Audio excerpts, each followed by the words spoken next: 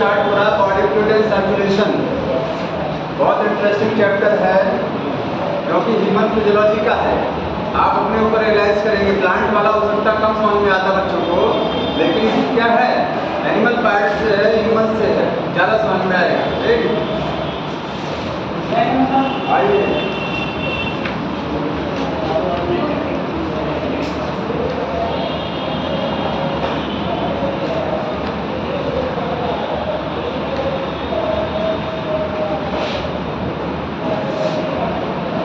सबसे पहले जानना जरूरी है बॉडी फ्लूइड क्या होता है। इस चैप्टर में हम लोग पढ़ेंगे ब्लड, ठीक है, और पढ़ेंगे हार्ट के बारे में, ब्लड ग्रुप के बारे में पढ़ेंगे, कैसे ब्लड कोगुलेट करता है, ब्लड कैसे जमता है उसके बारे में पढ़ेंगे, ठीक है, और डिसऑर्डर ऑफ सर्कुलेटरी सिस्टम। तो सबसे पहले जानना जरूरी है बॉडी फ्लूइड क्या होता है, तो इसका सर्कुलेशन पढ़ेंगे आगे। क्या है बॉडी फ्लूइड, कोई बताएंगे? बॉडी फ्लूइड किसको बोलते हैं?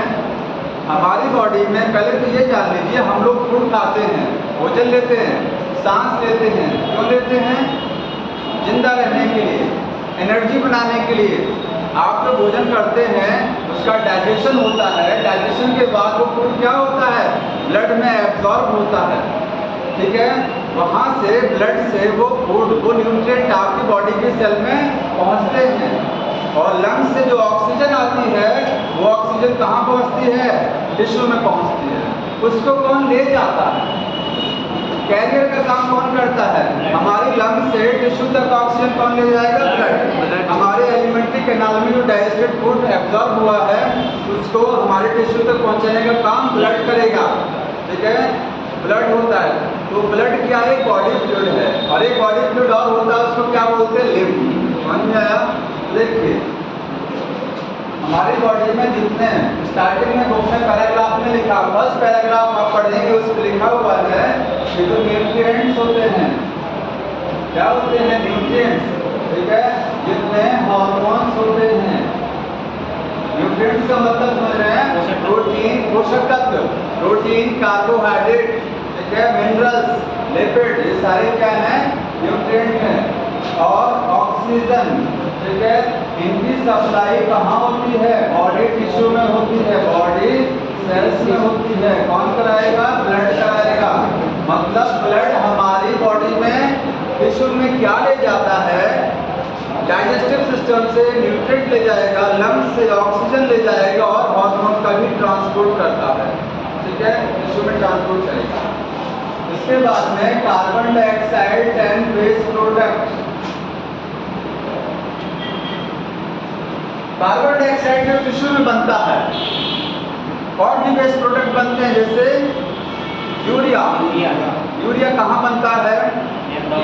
लीवर में बनता है। किडनी में फिल्टर होता है केवल, कहाँ बनता है? लीवर में। और जितने भी वेस्ट प्रोडक्ट हैं, कार्बन डाइऑक्साइड भी वेस्ट प्रोडक्ट है, ठीक है, इनको बॉडी से बाहर निकालने का काम कौन करेगा? या कौन इनको जो है अपने गंतव्य स्थान तक पहुंचाएगा जहां से वो रिलीज होने हैं। कार्बन डाइऑक्साइड कहाँ से रिलीज होती है? लंग्स से। वेस्ट प्रोडक्ट यूरिया कहाँ से रिलीज होगा? किडनी से फिल्टर होगा, तो किडनी तक कौन ले जाएगा? किडनी तक कौन ले जाएगा? ब्लड। ये वेस्ट प्रोडक्ट, ये कार्बन डाइऑक्साइड को रिमूव कौन कराता है? तो रिमूव किया जाता है, रिमूव बाय ब्लड। ये ब्लड के द्वारा रिमूव किए जाते हैं। समझ में आ रहा है? ब्लड कुछ चीज़ों को आपकी बॉडी में पहुंचाता है, और जो बेकार की चीज़ें हैं उनको बॉडी के सेल से हटा करके उनको उनके स्थान तक पहुंचा देता है जहाँ से वो निकालते हैं। समझ में आया? ये तो इतना हो गया। अब देखिए जो हायर एनिमल्स होते हैं, प्लांट में तो ब्लड होता नहीं है, एनिमल्स में होता है। जितने हायर एनिमल्स हैं, वर्टिब्रेट्स हैं, सभी वर्टिब्रेट में ब्लड होता है। वर्टिब्रेट को हिंदी में क्या बोलते हैं? कशेरुकी जंतु, सभी में होता है। इनवर्टिब्रेट में भी ब्लड होता है, सब में नहीं है। जो लोअर इनवर्टिब्रेट है, लोअर का मतलब कोरीफेरा, सिलेंटेटा, कोरीफेरा का मतलब स्पंज, और सिलेंटेटा में हाइड्रा आता है। तो ऐसे लोअर इनवर्टिब्रेट में ब्लड नहीं होता है, उनमें ये सारी चीज़ें एक जगह से दूसरी जगह कैसे पहुंचती हैं? मटेरियल का, पदार्थों का स्थानांतरण कैसे होता है? पानी की मदद से, क्योंकि वो जीव कहाँ रहते हैं? पानी में रहते हैं। स्पंज में क्या होता है, स्पंज दूध कैसे लेता है, वाटर की मदद से। वेस्ट प्रोडक्ट कैसे निकालेगा बॉडी से, वाटर की मदद से। समझ में आया? तो जहाँ ब्लड नहीं है वहाँ पर वाटर रोल प्ले करता है। ये लाइन रोल में लिखा हुआ है, लिखेंगे इन स्पंज एंड हाइड्रा। हाइड्रा क्या हो गया, सिलेंड्रेट।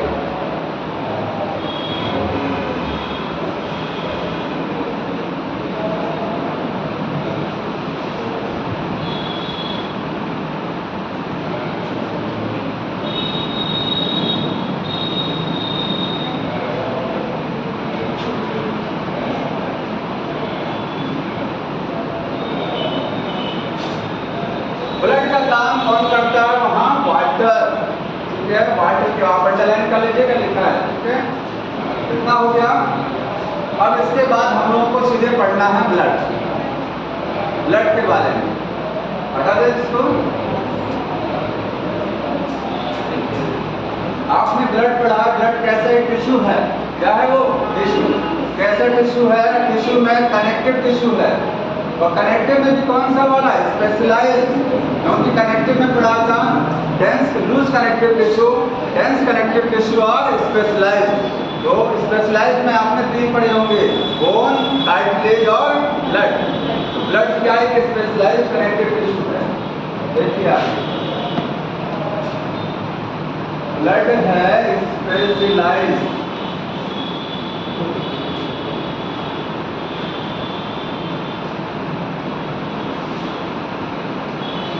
और एक ब्लड है ऐसा टिश्यू है जो लिक्विड फॉर्म में होता है। किस फॉर्म में, लिक्विड। बाकी सारे टिश्यू लिक्विड फॉर्म में नहीं होते हैं, सॉलिड फॉर्म में।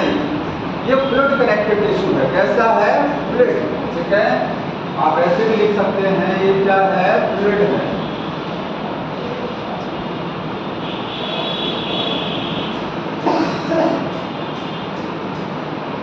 ठीक है, स्पेशलाइज्ड भी है। स्पेशलाइज्ड जो कि 3 आते हैं, बोन है, कार्टिलेज है और ब्लड है।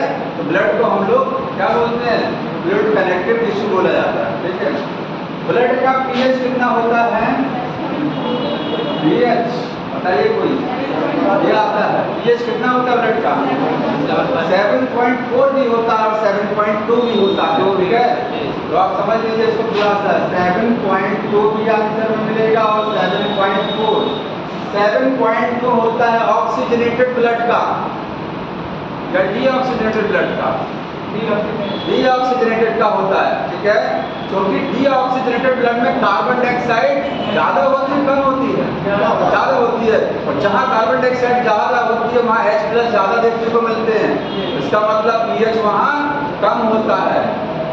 डीऑक्सीजनेटेड ब्लड में कार्बन डाइऑक्साइड ज्यादा, इसका मतलब हाइड्रोजन आयन ज्यादा, इसका मतलब पीएच कम। जितना H+ ज्यादा होता है पीएच कम होता है। तो 7.2 किसके लिए है, डीऑक्सीजनेटेड ब्लड के लिए है, डीऑक्सीजनेटेड। और ऑक्सीजनेटेड के लिए क्या है, ये है ऑक्सीजनेटेड। ठीक है, अगर दोनों आंसर में देगा नहीं, पहली बात दोनों आंसर में नहीं रहेगा।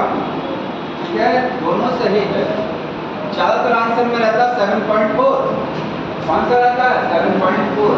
दोनों में से नहीं पूछा जाएगा कि अब इनमें से बताइए, तो इनमें से पूछा जाएगा तो वो अलग से लिखिएगा क्वेश्चन में कि ऑक्सीजनेटेड का पूछ रहे हैं कि डीऑक्सीजनेटेड का पूछ रहे हैं। समझ में आया। बॉडी में ब्लड कितना होता है, कितना लीटर ब्लड वजन के हिसाब से होता है, 5 से 7%। जितना बॉडी का वजन है उसका 5% से 7% तक ब्लड होता है लीटर में। समझ में आया। लिखेंगे 5 to 7% of body weight, body weight के हिसाब से ब्लड होता है। ठीक है, ब्लड का फॉर्मेशन कहाँ होता है, कहाँ बनता है ब्लड, तो इसका जो फॉर्मेशन है, तो फॉर्मेशन ध्यान रखिए। अगर कहा जाए यूट्रस लाइफ में, प्रेगनेंसी के दौरान फीटस में ब्लड कहाँ बनेगा, तो बोन मैरो डेवलप नहीं होती है। बर्थ जब होती है बच्चे की तब बोन मैरो उसी समय डेवलप हो जाती है। आफ्टर बर्थ बोन मैरो बोलेंगे। हम लोगों में कहाँ है बोन मैरो, लेकिन यूट्रस लाइफ में या फीटस में आप बोलेंगे लीवर में, स्प्लीन में, योग सेक में। ठीक है, 3 चीजें हैं। प्रेगनेंसी के दौरान ब्लड कहाँ बनता है? स्प्लीन में बनता है, लीवर में बनता है और योग सेक। सबसे पहले ब्लड कहाँ बनता है? सबसे पहले, क्योंकि लीवर तो तुरंत बनता नहीं है, लीवर तो बाद में बनता है। 1 महीने का बच्चा लीवर नहीं बनेगा, तो सबसे पहले ब्लड कहाँ बनेगा? शुरुआती दौर में योग सैक में बनेगा। योग सैक क्या है? आपने गैस्ट्रुला पढ़ा है ना? जाइगोट से क्या बनता है? मोरुला, मोरुला से ब्लास्टुला, ब्लास्टुला से गैस्ट्रुला बनता है। ये एम्ब्रियोनिक डेवलपमेंट है। गैस्ट्रुला में 3 कितनी गैस्ट्रुला में जो एक्स्ट्रा एम्ब्रियोनिक मेम्ब्रेन होती है, योग सैक है, एलेंटॉइस है, ठीक है, एम्ब्रियोन है और कॉरियन, 4 झिल्लियां होती हैं इसमें, भ्रूण में अतिरिक्त झिल्लियां हैं। मान लिया, उसमें से योग सैक में क्या बनता है? सबसे पहले ब्लड। तो सबसे पहले योग सैक बोलेंगे। उसके बाद कहाँ बनेगा? फिर लीवर में और स्प्लीन में, और जब बर्थ हो जाएगा तो बोन मैरो में। ठीक है, ये सीक्वेंस है। सबसे पहले योग सैक, ठीक है, उसके बाद कहाँ बनेगा? लीवर में बनेगा। लीवर और स्प्लीन भी बोलेंगे, स्प्लीन में भी बनता है। और इसके बाद यहाँ पर बोन मैरो। याद रखिए, बोन मैरो आफ्टर बर्थ है। ये सब क्या है? ये फीटस में बोल रहे हैं। फीटस में ब्लड आपका योग सैक और लीवर में, स्प्लीन में। ठीक, अब ब्लड के कंपोनेंट पढ़ने हैं। कितने हिस्से ब्लड के होते हैं? ब्लड के 2 कंपोनेंट होते हैं, ब्लड सेल और प्लाज्मा। ठीक है,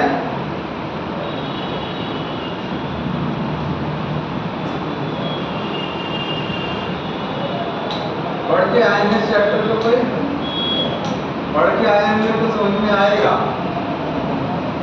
बता दें, ब्लड के 2 पार्ट। पहला क्या है? ब्लड सेल, और दूसरा है प्लाज्मा। ठीक है, प्लाज्मा को हम लोग क्या बोलते हैं? मैट्रिक्स है। क्या होता है? मैट्रिक्स। और ब्लड सेल का दूसरा नाम formed element, formed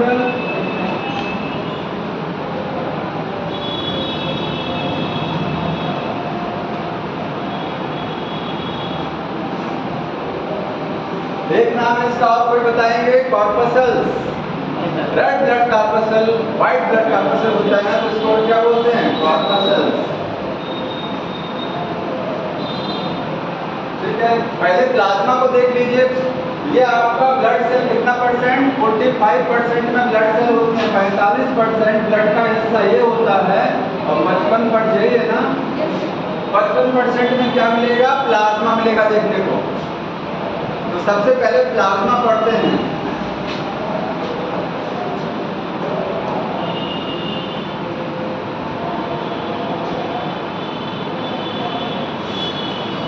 plasma blood का एक लिक्विड पार्ट है।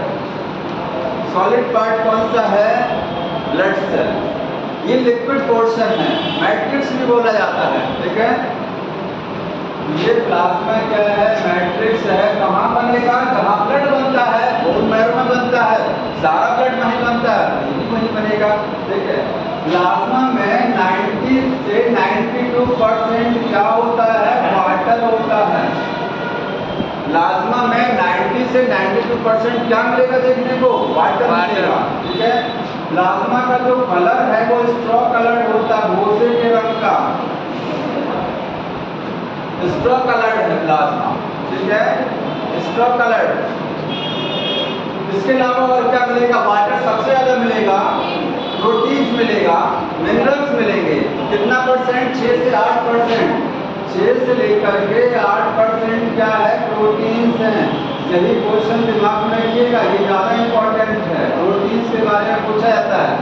और 1 से 2% में क्या है? मिनरल्स हैं। 1 से 2% मिनरल्स हैं। सबसे कम क्वांटिटी में क्या होता है? मिनरल्स होते हैं। ठीक है, हमको समझना है प्रोटीन कौन कौन सा इसमें होता है। ठीक है, तो यहाँ देखिए आपको जो प्रोटीन देखने को मिलेगा वो है एल्ब्यूमिन, एल्ब्यूमिन, ठीक है, ग्लोब्यूलिन, ग्लोब्यूलिन, और तीसरा है फाइब्रिनोजन, फाइब्रिनोजन, और अगला है प्रोथ्रोम्बिन। बुक में शायद एक आध कम लिखा गया होगा।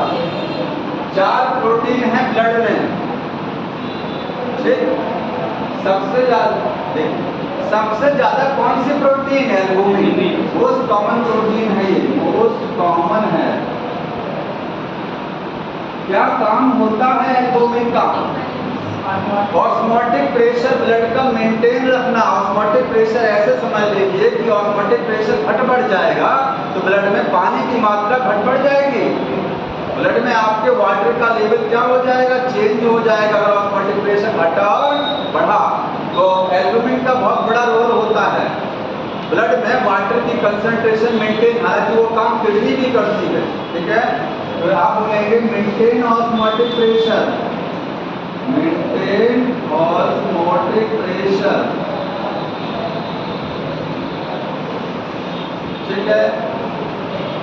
एल्बुमिन सबसे ज्यादा मिलने वाली प्रोटीन, ऑस्मोटिक प्रेशर को मेंटेन रखती है। अगला है ग्लोब्यूलिन, ध्यान रखिए, एक होता है ग्लोबिन, वो हीमोग्लोबिन में होता है, ये ग्लोब्यूलिन है। ये ग्लोब्यूलिन कितने टाइप का होता है? अल्फा ग्लोब्यूलिन, बीटा ग्लोब्यूलिन और गामा ग्लोब्यूलिन, 3 वैरायटी है इसमें, अल्फा, बीटा और गामा। आपने एंटीबॉडी का नाम सुना है? एंटीबॉडी, एंटीबॉडी क्या है? गामा ग्लोब्यूलिन, वो ग्लोबुलिन का एक टाइप है, उसमें गामा ग्लोबुलिन होती है, समझ में आया? गामा ग्लोबुलिन को हम लोग क्या बोलते हैं? ये एंटीबॉडी है, एंटीबॉडी। और एंटीबॉडी का दूसरा नाम होता है इम्यूनोग्लोबुलिन, इम्यूनोग्लोबुलिन।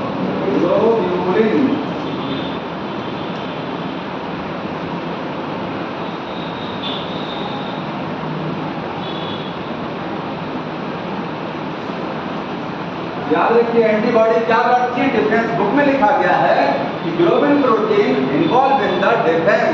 डिफेंस का मतलब सुरक्षा। जाहिर सी बात जानते हैं कि एंटीबॉडी क्या करेगा? सुरक्षा देगा, ठीक है। तो मैंने लिखा है यहाँ पर इसको। और ये अल्फा और बीटा क्या करता है? अल्फा और बीटा वाला ये आपका ऑस्मोटिक प्रेशर मेंटेन कराता है, ध्यान रखिएगा। एल्बुमिन के साथ मिल करके ये भी ऑस्मोटिक प्रेशर मेंटेन कराता है। तो आज ऑस्मोटिक प्रेशर कौन कौन मेंटेन करता है? तो एल्बुमिन भी है, सबसे ज्यादा एल्बुमिन है, और थोड़ा सा ग्लोबुलिन भी होता है, और एक बार होता है बाइकार्बोनेट आयन, अभी आप पढ़ेंगे, वो भी ऑस्मोटिक प्रेशर को मेंटेन करते हैं, ठीक। हाँ, क्या करते हैं? कौन? ये albumin lipid of fat digestive system से एब्जॉर्ब कराने की बात करें कि डाइजेस्टिव सिस्टम से एब्जॉर्ब करना, एक जगह से दूसरी जगह नहीं जा सकता है, ऐसा कोई जानकारी नहीं। आगे देखिए फाइब्रिनोजन, और ये जो प्रोटीन आपके पास है ये इनएक्टिव फॉर्म में होती है। अगर कहा जाए ब्लड में कौन सी प्रोटीन इनएक्टिव अवस्था में होती है? सुप्तावस्था में होती है, बाद में एक्टिव होती है जरूरत पड़ने पर, तो कौन सी है? फाइब्रिनोजन और प्रोथ्रोम्बिन। क्या काम होता है? ब्लड को जमाने में मदद करते हैं, क्लॉटिंग ऑफ ब्लड। ये होती है इनएक्टिव फॉर्म में, इनएक्टिव फॉर्म में मिलेगा, और इनका काम होता है clotting of blood, clotting of blood इसका फंक्शन है।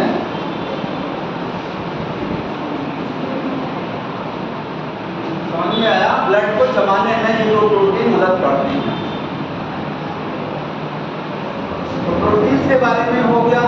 अगला है मिनरल्स। देखिए कौन कौन से हमारे ब्लड में मिनरल्स होते हैं? तो मिनरल्स में आपको क्लोरीन मिलेगा, सोडियम है, पोटेशियम है, और कौन सा है? Bicarbonate H2O3-, calcium ion blood में होता है, और मैग्नीशियम आयन ब्लड में होता है। और कुछ है ना? पोटेशियम लिखा है, चेक कर लीजिएगा। फास्फोरस है, फास्फोरस नहीं होता है, कितने भी हैं, ठीक है। सेव कर दिया जाए, क्या करना है? कैंसिल, कैंसिल की सर सबसे ज्यादा आयन कौन सा होता है? क्लोरीन। मैंने सीक्वेंस नहीं लिखा लेकिन आप याद रखिए क्लोरीन मोस्ट अबंडेंट है, सबसे ज्यादा मिलने वाला, अबंडेंट, सबसे ज्यादा मात्रा क्लोरीन की होती है और सबसे कम मात्रा लीस्ट अमाउंट, सबसे कम कौन सा होगा? मैग्नीशियम मिलेगा। सबका अपना अपना रोल होता है। पोटेशियम क्या करता है? ब्लड को जमाने में मदद करता है, ठीक है। सोडियम क्या करेगा? आप नर्वस सिस्टम पढ़ेंगे, तंत्रिका तंत्र संदेश को एक जगह से दूसरी ले जाने में मदद करता है। कैल्शियम ब्लड जमाने में मदद करता है, कैल्शियम मांसपेशियों को सिकोड़ने में मदद करता है, ठीक है। बाइकार्बोनेट जो है वो ऑस्मोटिक प्रेशर मेंटेन कराता है। क्लोरीन हो गया, क्लोराइड शिफ्ट मैंने पढ़ाया था पिछली बार। क्लोराइड शिफ्ट होता है ना, जब कार्बन डाइऑक्साइड का ट्रांसपोर्ट होता है तो क्लोरीन मूव करता है ना, कहाँ से? प्लाज्मा से आरबीसी से क्लोराइड शिफ्ट, ऐसी सबका रोल है अपना, ठीक। ये इतनी चीजें, और क्या चीजें होती हैं प्लाज्मा में? और देखिए नीचे और पढ़ा लीजिएगा, और क्या मिलेगा आपको? और आपको न्यूट्रिएंट्स मिलेंगे प्लाज्मा में। मैंने बताया आपको मिनरल्स होते हैं, ठीक है। प्रोटीन्स बता दिया 6 से 8%, बाकी जो थोड़ा सा और बचा है परसेंट तो उसमें आपको मिलेगा न्यूट्रिएंट। न्यूट्रिएंट में प्रोटीन है और कार्बोहाइड्रेट, फैट है, हालांकि मिनरल्स भी इसमें आएगा, ध्यान रखिएगा, ठीक है। मिनरल्स भी यहीं आते हैं, लिपिड हो गया। इसके बाद और कोई बताएंगे? Dissolve gases. प्लाज्मा में आपके ब्लड में गैस डिसॉल्व होती है, कौन सी? ऑक्सीजन और कार्बन डाइऑक्साइड। तो आपको CO2 मिलेगा और O2 भी मिलेगा। और क्या मिलेगा? हार्मोन्स मिलेंगे। ब्लड में आपके क्या होते हैं? हार्मोन्स होते हैं, ठीक है। एंटीबॉडी मिलेगा कि नहीं मिलेगा? ब्लड में एंटीबॉडी भी मिलता है, ध्यान रखिएगा। एंटीबॉडी, हमने एंटीबॉडी को उधर नहीं रखा, एंटीबॉडी ब्लड सेल नहीं है, ध्यान रखिएगा। एंटीबॉडी प्रोटीन है, ठीक है। ये क्या है? प्रोटीन होता है। हालांकि एंटीबॉडी को गामा ग्लोबुलिन वही चीज है, यहाँ मैंने लिख दिया, वहां पर भी लिखा गया है। तो गामा ग्लोबुलिन लिखा था वही क्या है? एंटीबॉडी, इसी को बोलते हैं। तो इतनी चीजें आपके ब्लड में हो गई। अब क्या पढ़ना है? ब्लड सेल कितना परसेंट में होता है? 45% में, ठीक है। पहले ब्लड सेल कौन सी पढ़नी है? आरबीसी। आरबीसी के बारे में बहुत कुछ पता होगा आपको, बताइए आरबीसी कैसी होती है? बाइकॉन्केव, समझ रहे हैं? कैरम बोर्ड का गोटी बाइकॉन्केव होता है ना? सर्कुलर भी होता है और ऊपर से प्रेस पेड़ा भी होता है, वो भी बाइकॉन्केव है। बाइकॉन्केव होता है। और क्या है? और बताइए। न्यूक्लियस एब्सेंट, तो लिखेंगे न्यूक्लियस क्या है? एब्सेंट। लेकिन ध्यान रखिएगा ज्यादातर मैमल्स में ऑप्शन लिखेगा nucleus absent in the all mammals. सभी मैमल्स में एब्सेंट होता है, कुछ में एब्सेंट होता है, कि ज्यादातर में एब्सेंट होता है। तो ज्यादातर में न्यूक्लियस एब्सेंट है। कुछ स्तनधारियों में ही केवल क्या होता है? न्यूक्लियस होता है। जैसे ऊंट में, आरबीसी में न्यूक्लियस। एक एग्जांपल क्या है? अरे तो मैच्योर में बात कर रहे हैं, इमेच्योर में सब में न्यूक्लियस मिलेगा। मैच्योर्ड आरबीसी में न्यूक्लियस गायब हो जाता है, उसका रीजन है न्यूक्लियस एब्सेंट होगा कहाँ पर? इन मैच्योर्ड आरबीसी। आप लिख लीजिएगा, जब आरबीसी क्या हो जाती है? मैच्योर्ड हो जाती है। मैच्योर्ड जब हो जाएगा फुल्ली डेवलप, न्यूक्लियस डिसअपियर, गायब हो जाएगा। तो न्यूक्लियस एब्सेंट होगा मैच्योर्ड आरबीसी किसका? मोस्ट ऑफ मैमल्स, ज्यादातर मैमल्स में, ज्यादातर मैमल्स में, कुछ में होता है, ठीक है। और इमेच्योर कहा जाए, आरबीसी नया नया बना है तो आरबीसी न्यूक्लियस होता है। अब न्यूक्लियस गायब क्यों हो जाता है? तो न्यूक्लियस ही नहीं, जब आरबीसी डेवलप हो जाती हैं तो जितने भी सेल ऑर्गेनल्स होते हैं, माइटोकॉन्ड्रिया, गोल्गी बॉडी, न्यूक्लियस, सबके सब गायब हो जाते हैं। आरबीसी में सब खाली हो गया। क्यों खाली हो गया? क्योंकि आरबीसी को एक ही काम करना है कि वो ऑक्सीजन को ट्रांसपोर्ट कराना है और कार्बन डाइऑक्साइड को ले जाना है। इन दोनों को ले जाने के लिए आरबीसी में हीमोग्लोबिन होता है।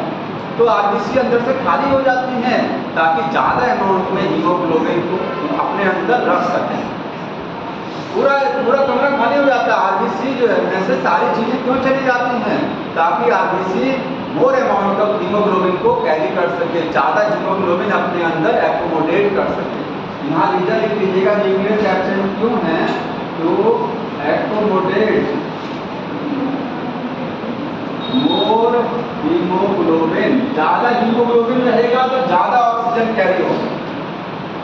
आरबीसी के साथ साथ माइटोकॉन्ड्रिया भी गायब होता लिखिएगा। अब बताइए रेस्पिरेशन कैसा होगा आरबीसी में? रेस्पिरेशन एरोबिक या एनारोबिक?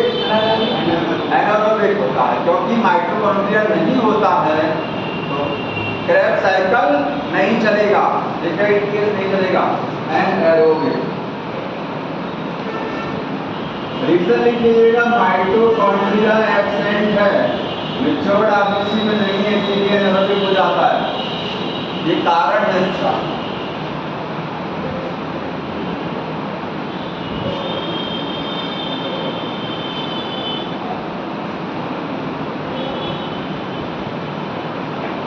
लाइफ स्पैन आरबीसी का 120 दिन, लाइफ स्पैन है 120 दिन, 120 दिन तक जिंदा रहती हैं। उसके बाद कहाँ चली जाती हैं? स्प्लीन में इकट्ठी हो जाती है। स्प्लीन को बोलते हैं ग्रेवयार्ड ऑफ आरबीसी, आरबीसी का कब्रिस्तान, ठीक है। आफ्टर डेथ जो होता है, आफ्टर डेथ स्प्लीन में इकट्ठा हो जाएगा। कहाँ चले जाएंगे? स्प्लीन में, और स्प्लीन है ग्रेवयार्ड है।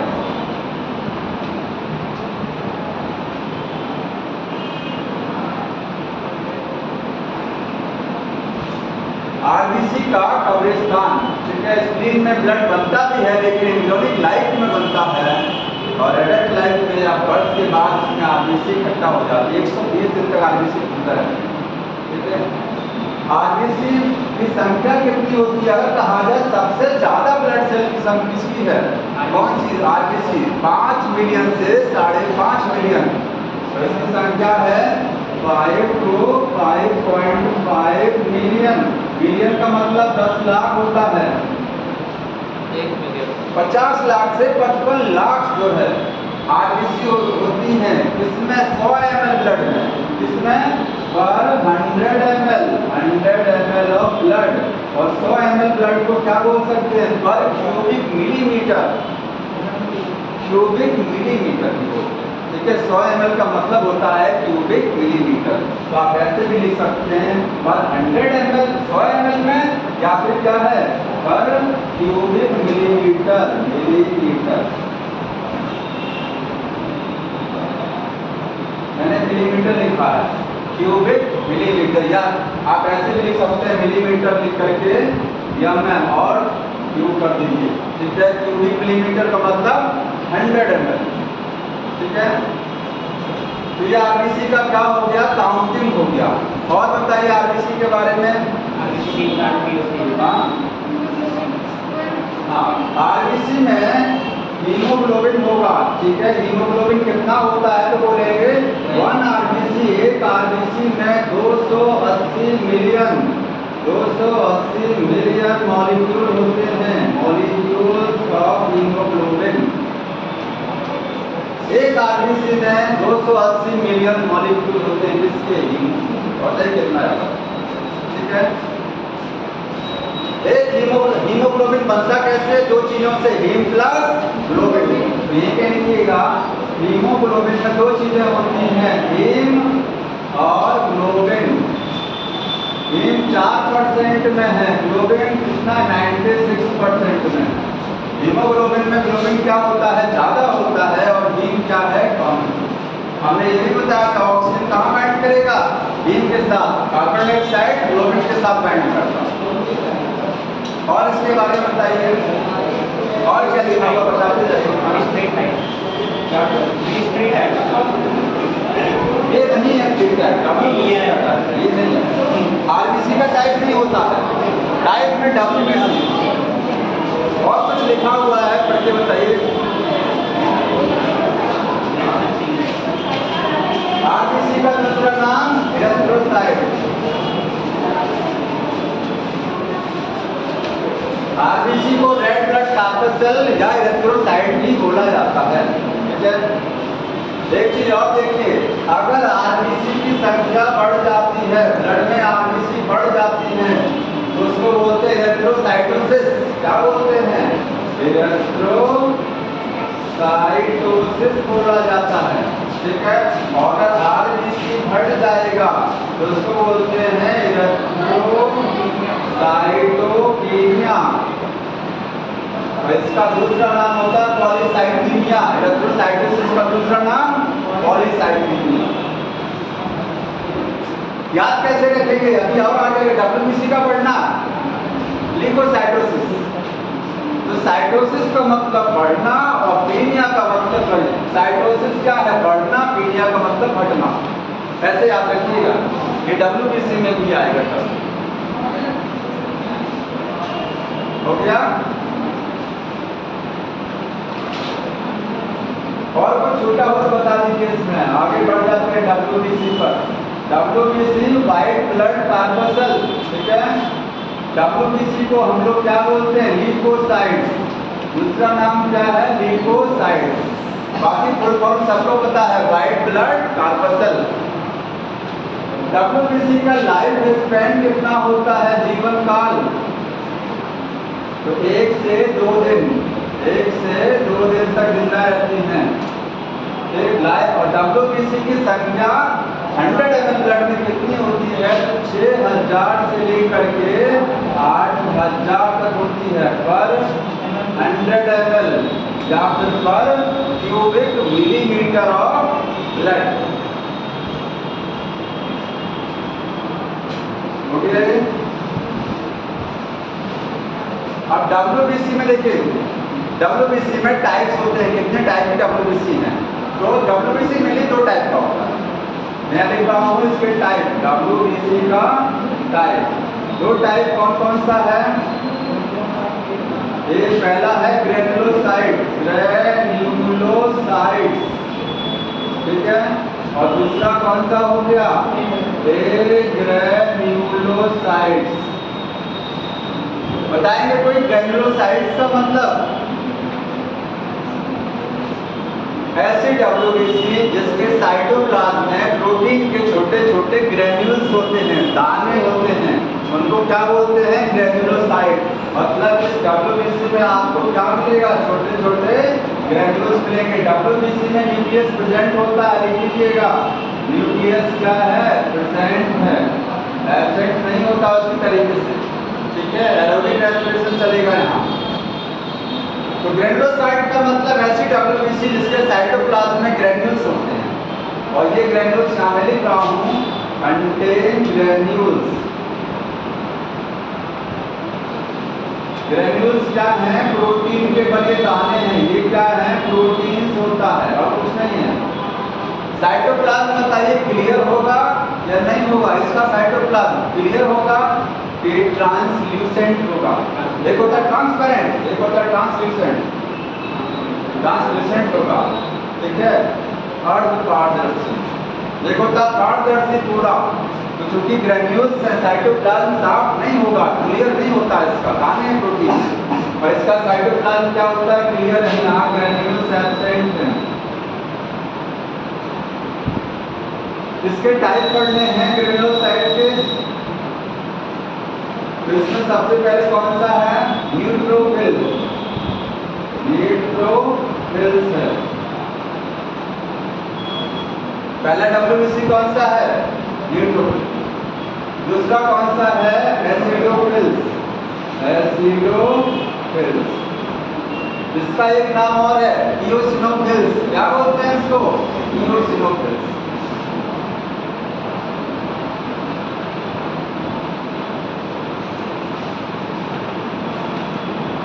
स्पेलिंग देख लीजिएगा। ठीक है, तीसरा कौन सा है? बेसोफिल।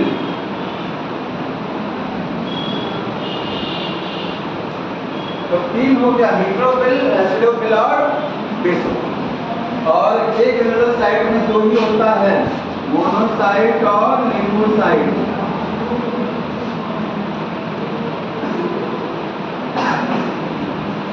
ठीक है, मोनोसाइट्स हो गया और लिम्फोसाइट। अब इसमें देखिए ध्यान का रखना आपको, सबसे ज्यादा अमाउंट में मिलने वाली डब्ल्यूबीसी कौन सी होती है? न्यूट्रोफिल 60 से 65%। ये ध्यान रखना है कि ये 60 से 65% में मिलेगा, आता है, इंपॉर्टेंट है। मोस्ट कॉमन डब्ल्यूबीसी कौन सा होता है? न्यूट्रोफिल। सबसे कम कौन सा होता है? बेसोफिल। बेसोफिल सबसे कम, ठीक है, कितना होगा? 0.5 से 1%। कैसे याद रखेंगे? बेस का मतलब क्या होता है? बेसमेंट। और बेसमेंट कहाँ होता है? सबसे नीचे। सबसे नीचे का मतलब 0.5 से 1%। अब इतना तो रखना पड़ेगा ना कि 0.5 से 1% में क्या है? बेसोफिल। बाकी का और बुक में मेंशन है तो आपको भी ध्यान रखना है, ठीक है। आपको लिम्फोसाइट दिया गया होगा 20 से 25%। 20 से 25% में क्या है? लिम्फोसाइट है। लिम्फोसाइट अलग चीज है और ल्यूकोसाइट अलग है। ल्यूकोसाइट सब कुछ है, जितना डब्ल्यूबीसी आप देख रहे हैं सब क्या है? ल्यूकोसाइट। वो अकेला लिम्फोसाइट वो है, ठीक है। एसिडोफिल्स कितना होता है? 2 से 3%। और ये कितना है? 6 से 8%। सबसे ज्यादा वाले को ध्यान रखेंगे, 60 से 65% आपको ध्यान रखना है। सबसे कम वाला एक आइडिया लगा देंगे, बेसोफिल सबसे कम होगा 0.5। इसको कैसे याद रखेंगे? ये दो, इसको ऐसे याद रखिएगा, देखिए 1% है ना, 1 का डबल किया 2, वो 1 का डबल किया 2 हो गया, 2 के आगे 3 हो गया, 2 से 3%। फिर 3 को डबल किया वो 6 हो गया। देखिए इसका पीछे वाला हिस्सा क्या है? 1%। देख रहे हैं ना, 1 है, इसको डबल करेंगे 2 आ जाएगा, ठीक है, 2 से 3। इसका पीछे वाला 3 है, इसको डबल करेंगे 6 आ जाएगा, 6 से 8%। वो ध्यान रखना है आपको, 20 से 25%, उतना ध्यान रखना इसको। समझ में आ गया? अब इनके काम समझ, ये सब क्या क्या करते हैं, इनका नाम न्यूट्रोफिल क्यों पड़ा है? कोई इनको न्यूट्रोफिल क्यों बोलते हैं? न्यूट्रोफिल का मतलब होता है न्यूट्रल। एसिडिक डाई और बेसिक डाई से जब आप कलर करते हैं, ये एसिडिक डाई से कलर हो जाएगा, इसलिए एसिडोफिल है। बेसोफिल को बेसोफिल क्यों बोलते हैं? बेसिक डाई से कलर हो जाएगा। ये ना तो एसिडिक से कलर होगा ना ही बेसिक से होगा, इसको कोई फर्क नहीं पड़ेगा, किसी भी डाई से कोई फर्क नहीं, ठीक है। यहाँ लिखेंगे रिमेन न्यूट्रल।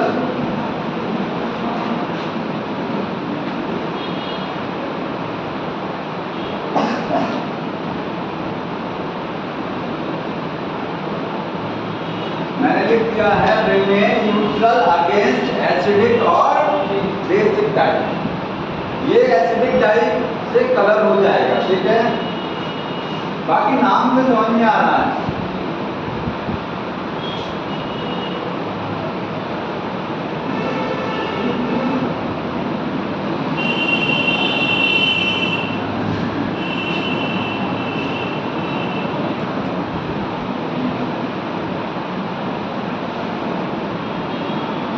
एक एसिडिक हो गया, एक बेसिक और एक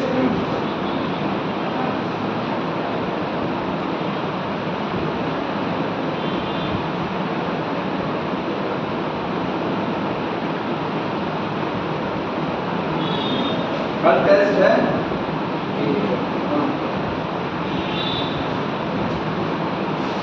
टेस्ट में तो काफी पुराना पूछा जाएगा, वही किंगडम है जो काफी पहले पढ़ा दिया गया, वही सब आएगा बार बार, वही चीज बार बार आ रही है।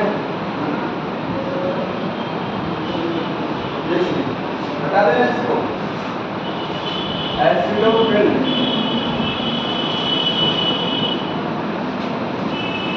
इनका काम क्या काम करते हैं कोई बताएगा? हाँ, एलर्जी में काम करते हैं। ध्यान रखिएगा, जब बॉडी में एलर्जी होती है, एलर्जी क्या होती है? 12th क्लास पढ़ेंगे, 12th वाले में एलर्जी जब बॉडी में होता है तो बॉडी में एसिडोफिल की संख्या या इसिनोफिल की संख्या बढ़ जाती है, ठीक है। यहाँ लिखेंगे इंक्रीज हो जाएगा, increase in allergic reaction. Allergic reaction में इनकी संख्या एलर्जी में इन्वॉल्व हो जाते हैं। एक और बुक में लिखा गया है जब बॉडी में आपके हेलमिंथ समझ रहे हैं, एसके हेलमिंथ और राउंड वॉर्म पढ़ा है, प्लेटी हेलमिंथ पढ़ा है। प्लेटी हेलमिंथ में कीनिया सोडियम आता है और राउंड वॉर्म क्या है, एस्कैरिस है एसके हेलमिंथ में। तो जो हेलमिंथ होते हैं, ठीक है, उनका जब इन्फेक्शन होगा तब भी ये बढ़ जाएगा। Increase in allergic reaction and helminth infection.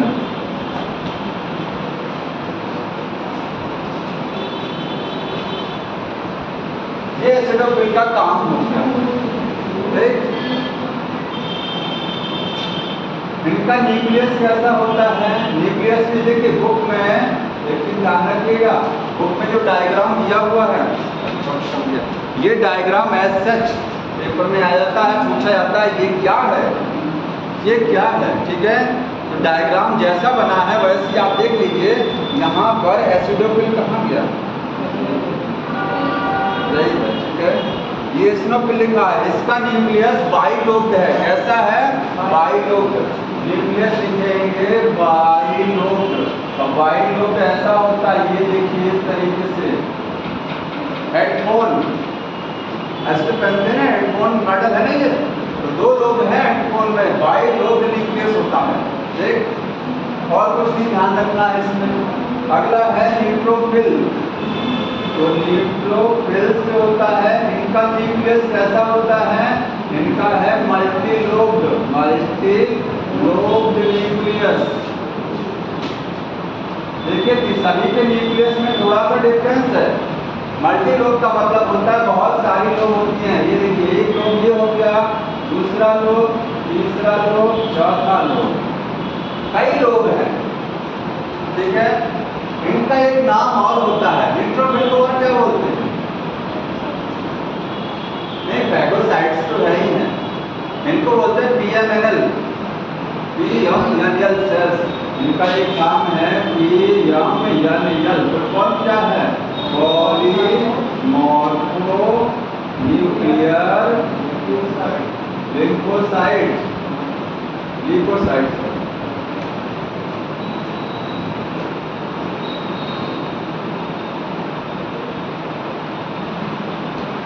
क्योंकि ये ल्यूकोसाइट का एक प्रकार है पॉलीमॉर्फोन्यूक्लियर। इसका मतलब समझना है, इसके न्यूक्लियस में बहुत सी वैरायटी होती है, बाकी सबका न्यूक्लियस फिक्स है।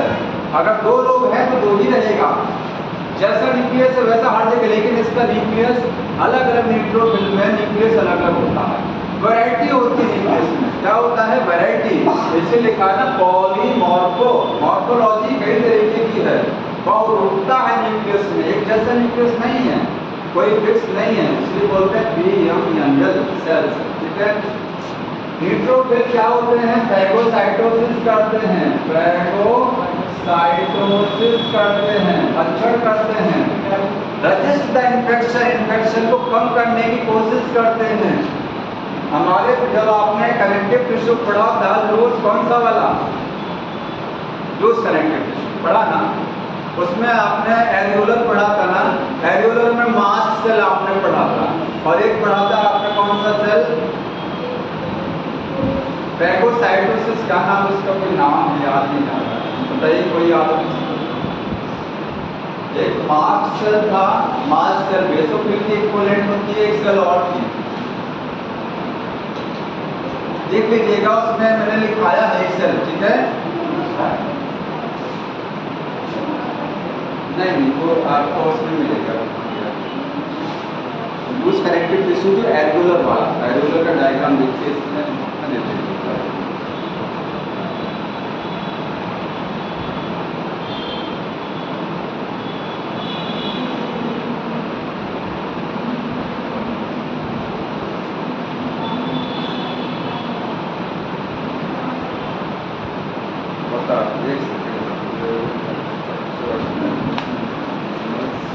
टिश्यू हटा दीजिए, इसमें टिश्यू है ही नहीं, कोई बात नहीं है।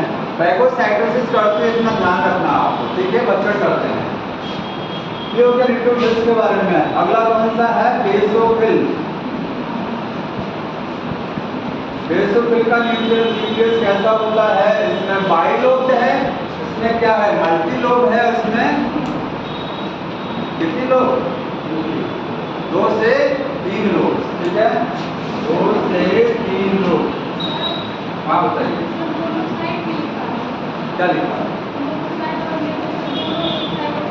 हाँ तो मैं जब मोनोसाइड बताऊंगा तो आगे बताएंगे, इसलिए मोनोसाइड हमने बताया नहीं। मोनोसाइड जब बताएंगे दोनों को एक साथ लिखेंगे, न्यूट्रोफिल और मोनोसाइड दोनों एक ही काम करते हैं फैगोसाइट, ठीक है।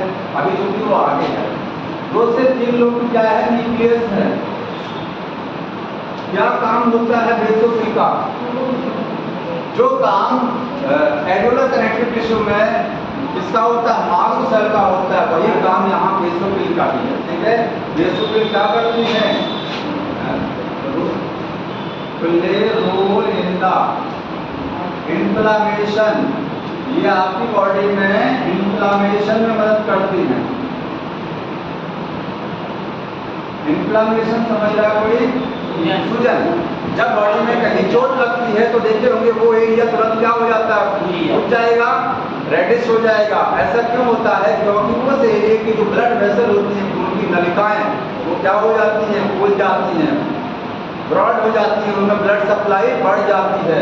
अगर ब्लड वेसल ऐसा है तो कैसा हो जाएगा, इस तरीके से ब्लड वेसल डायलेट हो जाती है, फैल जाती है खून की नलिकाएं और ब्लड सप्लाई बढ़ जाती है। ब्लड वेसल के फूलने से वो पर्टिकुलर एरिया सूज जाता है और खून की सप्लाई बढ़ने से वो पर्टिकुलर एरिया लाल हो जाता है।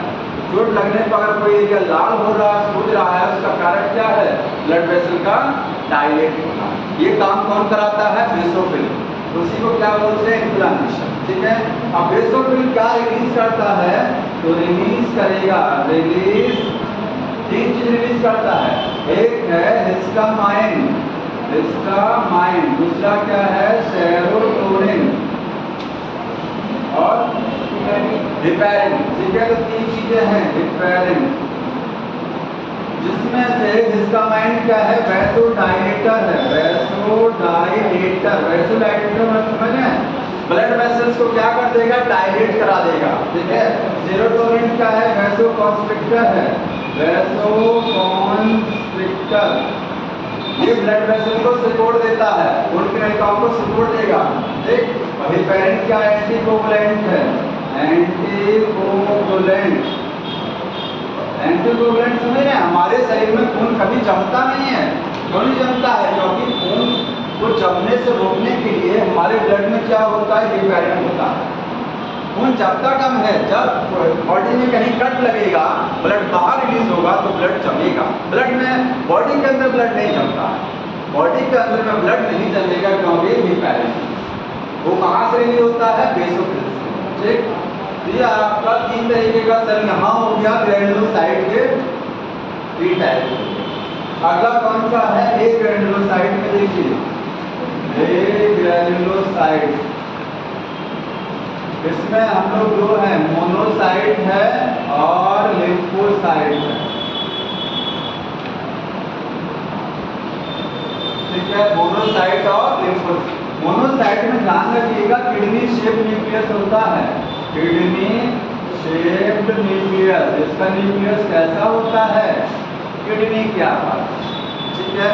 और इसका न्यूक्लियस होता है ओवल, अंडे के आकार का, ओवल शेप्ड न्यूक्लियस। बस थोड़ा सा न्यूक्लियस में डिफरेंस होता सभी में, ठीक है। बाकी सबके काम अलग अलग हैं। अब काम देख लीजिए, न्यूट्रोफिल जो है, न्यूट्रोफिल्स और मोनोसाइट का काम एक ही है। ये दोनों क्या हैं? ये दोनों भक्षण करते हैं, फैगोसाइटोसिस करते हैं। दोनों क्या करते हैं? फैगोसाइटोसिस। क्या चीज खाएंगे?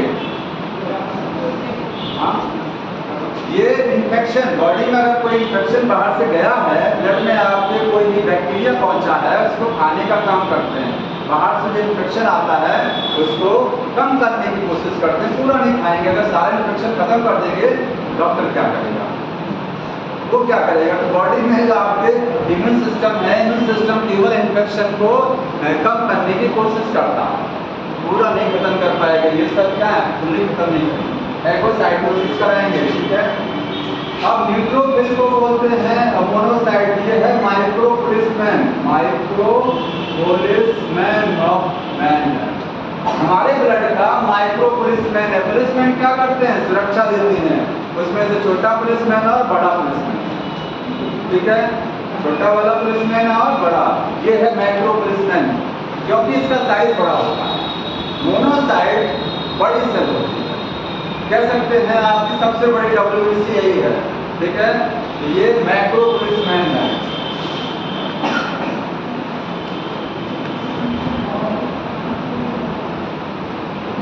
मतलब छोटा साहब और बड़ा वाला, ठीक है। तो दो तरीके के पुलिसमैन होंगे, सुरक्षा दे रहे हैं, फाइगोसाइटोसिस करते हैं, इन्फेक्शन को खाएंगे। अगला मैंने बताया आपका एसिडोफिल क्या करेगा? एलर्जी में इन्वॉल्व होगा। बेसोफिल क्या करेगा? इन्फ्लामेशन में मदद कराएगा, सूजन लाने में उसी का रोल होता है। और बचा कौन सा? लिम्फोसाइट। तो लिम्फोसाइट को देख लीजिए। लिम्फोसाइट में दो वैरायटी है, टी लिम्फोसाइट और बी लिम्फोसाइट। ये आगे 12th क्लास वाले सिलेबस में डिटेल में पढ़ेंगे, ह्यूमन हेल्थ में डिजीज में दिया हुआ है। टी और बी लिम्फोसाइट। टी लिम्फोसाइट में दो वैरायटी होता है, TH और TC, ठीक है। टी वाला क्या करता है? पैथोजन को किल कराएगा। अब हमारे शरीर में जब इन्फेक्शन जाता है तो हमारा इम्यून सिस्टम दो तरीके से मारता है। एक तो इन्फेक्शन को खा लेते हैं। कौन सा इन्फेक्शन खाया? कौन कहेगा? न्यूट्रोफिल। मोनोसाइट क्या करेंगे?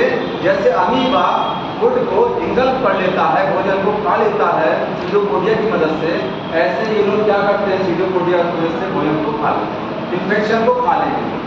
लेकिन ये वाली जो WBC है लिम्फोसाइट, ये क्या करेंगे? एंटीबॉडी बनाएंगे। तो इन्फेक्शन दो तरीके से बढ़ता है, या तो इन्फेक्शन को खा लिया जाए या तो बुलेट की मदद से, गोली की मदद से इन्फेक्शन को मार दिया जाए। तो बुलेट क्या है? एंटीबॉडी। बुलेट क्या है? एंटीबॉडी है वो। और कौन बनाया वो बुलेट? लिम्फोसाइट बनाया। अकेले भी नहीं बनाता, उसमें TH मदद करता है, ध्यान रखना है। लिम्फोसाइट क्या करेगा? एंटीबॉडी बनाएगा, ठीक है। और एंटीबॉडी बनाने में TH का रोल होता है, T हेल्पर है।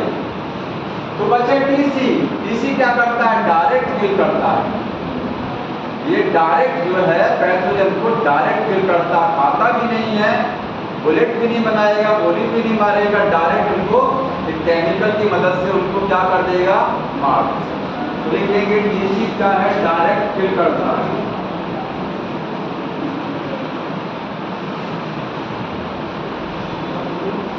ऐसे समझ सकते हैं कि तीन तरीके होते हैं पैथोजन को मारने के। एक तो पैथोजन खा लिया जाए, दूसरा पैथोजन को बुलेट की मदद से मार दिया जाए, तीसरा पैथोजन के शरीर में छेद कर दिया जाए। पैथोजन के शरीर, बैक्टीरिया के शरीर में होल हो जाएगा। शरीर में होल हो जाएगा तो उसके शरीर में सारी चीजें बाहर हो जाएंगी। तो ये TC यही काम करता है। TC क्या करता है? सेल में क्या करा देता है? होल हो जाएगा, ऑटोमेटिक मर जाएगा, ठीक है, डायरेक्ट किल होता है। तो यहाँ ये लिम्फोसाइट समझ में आया। और कुछ बचा हुआ है इसमें, देख लीजिए। हाँ, आप तुमको बता रहे हैं, इधर देखिए कुछ और बचा हो, पॉइंट वगैरह कुछ दूसरा हो। और कोई पॉइंट WBC में नहीं छूट रहा ना? आगे बढ़ो। तीसरा है थ्रोम्बोसाइट्स।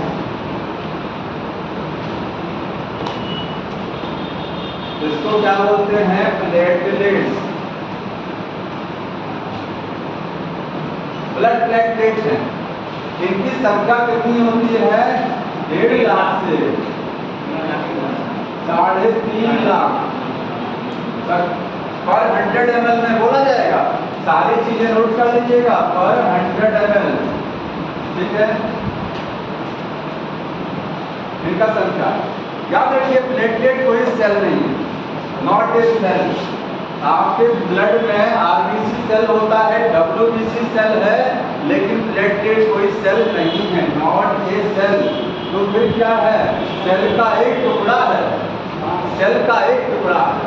सेल टूट करके क्या बनाता है? प्लेटलेट बनाता है। ये क्या है? फ्रेगमेंट है, फ्रेगमेंट ऑफ सेल। फ्रेगमेंट्स हैं, टुकड़े हैं सेल के, ठीक है। किस सेल के टुकड़े हैं? आपके बोन मैरो में एक सेल होती है, उसका नाम क्या है? Megakaryocyte. क्योंकि उसी सेल का टुकड़ा फ्रैगमेंट ऑफ सेल, कौन सी cell? Megakaryocyte. Megakaryocyte cell है, उसी के टुकड़े हैं। ठीक है, जैसे देखिए ये मेगा कैरियोसाइट सेल हो गया, इस सेल में न्यूक्लियस होता है, मैंने बताया न्यूक्लियस आपका आरबीसी में नहीं मिलेगा, डब्ल्यूबीसी में होगा। मेगा कैरियोसाइट में न्यूक्लियस है। जैसे आपने पढ़ा ना बडिंग, ये क्या करता है? बडिंग कराता है, नए नए सेल बनाता है। ऐसे ये क्या करेगा, यहाँ से देखिए छोटा सा ये हिस्सा अपना बड़ा करेगा, इस तरीके से और तोड़ करके क्या करेगा? एक सेल बना दिया। इस हिस्से को बड़ा किया, एक सेल बना दिया, सेल का टुकड़ा बना दिया, सेल नहीं बनेगा। इसी सेल से टूट टूट करके छोटे छोटे टुकड़े बनते रहते हैं, जो कि क्या है? सेल नहीं है, सेल के टुकड़े हैं। तो इनमें न्यूक्लियस नहीं मिलेगा, ध्यान रखिएगा। प्लेटलेट में न्यूक्लियस नहीं होता है, ठीक है, न्यूक्लियस एब्सेंट होगा। सेल ही नहीं है तो न्यूक्लियस कहाँ से आ जाएगा? सेल का टुकड़ा है। ठीक, क्या काम होता है प्लेटलेट का? Blood clotting. क्या कराते हैं ये? ब्लड क्लॉटिंग में मदद करते हैं, इनका काम ब्लड क्लॉटिंग। ठीक है, डब्ल्यूबीसी वाले में एक चीज छूट गया है, उसमें आप बढ़ा लीजिएगा, मैं यहाँ लिख रहा हूँ कि अगर डब्ल्यूबीसी की संख्या बढ़ गई है तो उसको क्या बोलते हैं? ल्यूकोसाइटोसिस। ल्यूकोसाइटोसिस, देखिए रटना नहीं है। साइटोसिस का मतलब होता है बढ़ना, और ल्यूको का मतलब डब्ल्यूबीसी, ल्यूकोसाइट बढ़ रहा है, ल्यूकोसाइटोसिस। ठीक है, और डब्ल्यूबीसी एक चीज और होता है, देखिए एक है ब्लड कैंसर। ठीक है, तो ब्लड कैंसर में जब डब्ल्यूबीसी बॉडी में दो तरीके से बढ़ता है। अगर आपकी बॉडी में इन्फेक्शन हो गया, अगर आप ब्लड चेक कराने गए हैं और बोला पैथोलॉजी वाले ने कि आपके ब्लड में डब्ल्यूबीसी बढ़ गया, इसका मतलब होता है आपकी बॉडी में कहीं ना कहीं इन्फेक्शन बढ़ गया है। क्योंकि जब इन्फेक्शन बढ़ेगा, जब चोर ज़्यादा रहेंगे तो पुलिस वाले भी बहुत ज़्यादा रहेंगे उसको पकड़ने के लिए। ठीक है, तो इन्फेक्शन क्या है? ठीक है, ठीक से चोर है वो, और ये डब्ल्यूबीसी क्या है? पुलिसमैन है। ठीक है, तो आपकी बॉडी में जब इन्फेक्शन ज़्यादा होता है तो हमारी बॉडी क्या करती है? डब्ल्यूबीसी की संख्या बढ़ा देती है। तो अगर डब्ल्यूबीसी की संख्या बढ़ी हुई आ रही है, इसका मतलब ब्लड में कहीं ना कहीं इन्फेक्शन है। समझ में आ रहा है? तो ये तो हो गया इन्फेक्शन की बात। एक डब्ल्यूबीसी और तरीके से बढ़ता है। अगर ब्लड कैंसर हो जाता है तो ब्लड कैंसर में कौन सी सेल बढ़ती है? डब्ल्यूबीसी। डब्ल्यूबीसी की संख्या बहुत ज़्यादा हो जाती है तो ल्यूकोसाइटोसिस होता है इन्फेक्शन में। ये जब इन्फेक्शन होगा तब ल्यूकोसाइटोसिस बोलेंगे। और अगर एक है ल्यूकेमिया, ल्यूकेमिया यही ब्लड कैंसर है। ल्यूकेमिया क्या है? ब्लड कैंसर है। या आपको इन कैंसर के केस में अगर बढ़ेगा, कैंसर के केस में अगर डब्ल्यूबीसी बढ़ता है तो उसको क्या बोलेंगे? ल्यूकेमिया। और अगर साधारण अवस्था में इन्फेक्शन के दौरान डब्ल्यूबीसी बढ़ा, ल्यूकोसाइटोसिस। और ल्यूकोसाइटोकिनिया क्या है? डब्ल्यूबीसी का घटना। ठीक है, तो डब्ल्यूबीसी अगर कुछ कह रहे हैं, ये है ल्यूकोसाइटोकिनिया। ठीक है, इसी तरीके से यहाँ समझना है थ्रोम्बोसाइटोसिस और थ्रोम्बोसाइटोकिनिया। प्लेटलेट घट गया, प्लेटलेट बढ़ गया। ठीक है, बताइए प्लेटलेट घटता कब है? ये घटेगा कब? डेंगू के केस में घट जाएगा मोस्टली। ठीक है, डेंगू केस में प्लेटलेट बढ़ जाता है। देखिए प्लेटलेट 1.5 लाख होता है, 1.5 लाख से 3.5 लाख। अगर वो 1 लाख तक आ गया तो कोई बड़ी बात नहीं है, 80,000 आ गया बहुत बड़ी बात नहीं है। 60,000 से नीचे अगर चला गया है तो फिर समस्या वाली बात है। 60,000 50,000 से नीचे चला गया तो ठीक है, डेंगू में वही घटता है। और डेंगू में जब ब्लड चढ़ाया जाता है तो कहते हैं ब्लड चढ़ाया जा रहा है, तो ब्लड नहीं चढ़ाया जाता है, प्लेटलेट चढ़ता है, ब्लड नहीं चढ़ता, प्लेटलेट चढ़ता। ये हो गया। हाँ, कलर देखिए आरबीसी का कलर रेड है, डब्ल्यूबीसी का कलर कलरलेस है, इसका भी कोई कलर सिस्टम नहीं है। ठीक है, आरबीसी लाल रंग की होती है, डब्ल्यूबीसी कलरलेस होती है।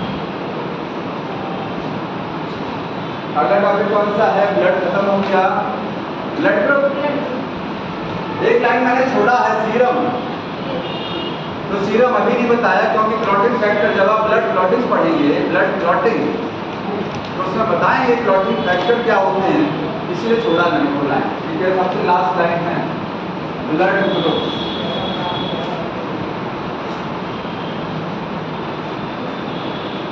कितने टाइप का ब्लड ग्रुप होता है? तीन। दो टाइप की ब्लड ग्रुपिंग है। ब्लड ग्रुपिंग मैं पहले देखिए ब्लड ग्रुपिंग करेगा। दो तरीके का ब्लड ग्रुपिंग है, एक है ABO, दूसरा क्या है? RH type. ABO blood grouping और RH वाली ब्लड ग्रुपिंग पढ़िएगा, लिखा है। ठीक है, ABO ब्लड ग्रुपिंग है और RH, दो तरीके का ब्लड ग्रुपिंग होता है। पहले क्या पढ़ना है? ABO type. ठीक है, ABO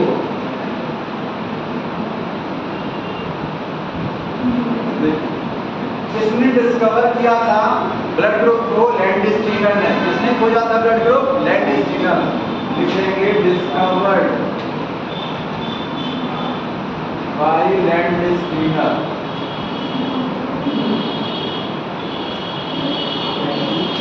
लैंडस्टीनर साइंटिस्ट ने तीन तरीके के ब्लड ग्रुप खोजे। शुरुआत में तीन खोजा गया, ABO, सबसे लास्ट में AB खोजा गया। ध्यान रखिएगा सीक्वेंसर। ठीक है, तो लैंडस्टीनर ने सबसे पहले खोजा था A ब्लड ग्रुप, उसके बाद में खोजा B ब्लड ग्रुप, उसके बाद में खोजा C, और C को ही इन्होंने बोला O। जो C ब्लड ग्रुप था बाद में इसको बोला O। दरअसल में O एक जर्मन का भाषा का एक शब्द है जिसका मतलब होता है नील। ठीक है, इसका मतलब क्या है? नील है यहाँ पर। तो ये C को ही बाद में क्या बोला गया? O बोला गया। ठीक, और A भी सबसे लास्ट में है, यहाँ लिखेंगे एट लास्ट में क्या था? AB था। AB सबसे बाद में खोजा। ये जो ब्लड ग्रुप होते हैं ये ह्यूमन की बात हो रही है। अगर कुत्ते बिल्ली जानवरों में ब्लड ग्रुप कहेंगे तो वहाँ पर और अलग प्रकार के ABCD जितने लेटर है ना, ABCD, I, F, G, ये सब टाइप के ब्लड ग्रुप होते हैं। ये केवल ह्यूमन की बात हो रही है। और गोरिल्ला, चिंपांजी जो प्राइमेट्स होते हैं उनमें भी ह्यूमन की तरीके से ब्लड ग्रुप हैं, लेकिन चारों उनमें नहीं है। गोरिल्ला में उसमें से आपका A मिलेगा या B जो भी होगा, लेकिन चारों ब्लड ग्रुप आपके प्राइमेट में नहीं मिलते हैं। चारों ब्लड ग्रुप जो है कहाँ है? ह्यूमन में। ठीक है, बाकी एनिमल्स में अलग टाइप के ब्लड ग्रुप होते हैं, ध्यान रखिएगा। तो कितने टाइप के ब्लड ग्रुप्स आप जान रहे हैं? 4 टाइप के। पांचवा भी खोजा गया है अभी रिसेंटली, पांचवा भी खोजा गया है ना, वही पड़ा है MAL, पांचवा ब्लड ग्रुप अभी आया था करीब 15-20 दिन पहले मल्टीपल पेपर में आया था कि नया एक ब्लड ग्रुप खोजा गया है। पांचवा ब्लड ग्रुप है, उसको बोलते हैं MAL ब्लड ग्रुप। ठीक है, यहाँ लिख लीजिएगा। जो फिफ्थ है वो कौन सा वाला है? Recently MAL blood group. ठीक है, ये नया ब्लड ग्रुप किया है। अब 4 तरीके के सबको पता है, AB और O। इसमें से O क्या है? यूनिवर्सल डोनर है। ठीक है, वो जो ब्लड ग्रुप होता है वो क्या है? डोनर है, यूनिवर्सल डोनर। और AB क्या होता है? रेसिपिएंट होता है। अगर बोलने लगिए तो कैसे याद रखेंगे? डोनर में वो है, वो यहाँ पर भी है। डोनर में वो है, वो हाँ से। दूसरा कौन सा बच्चा? Recipient AB। ठीक है, अब एक टेबल बुक में बना हुआ है। एक चीज समझिए, अगर जो ब्लड ग्रुप होते हैं हमारे ब्लड में क्या क्या चीजें होती हैं?